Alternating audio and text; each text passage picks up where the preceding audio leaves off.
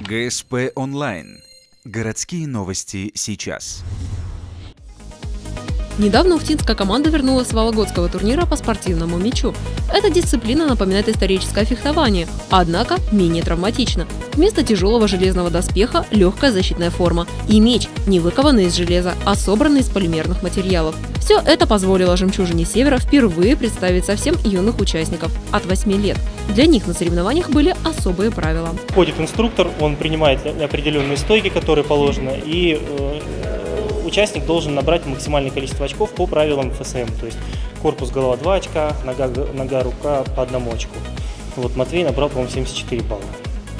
Вот, то есть это за 45 секунд им нужно было набрать максимум количество очков.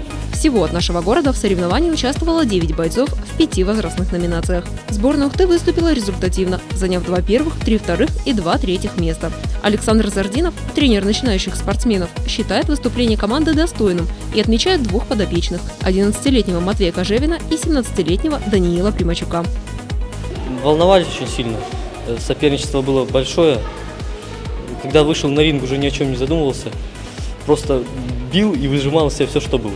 Успехи ухтинцев серьезны, ведь секция спортивного мяча в нашем городе работает всего 1,5 года. У этой дисциплины есть и явные плюсы – легкость снаряжения и высокая скорость движений.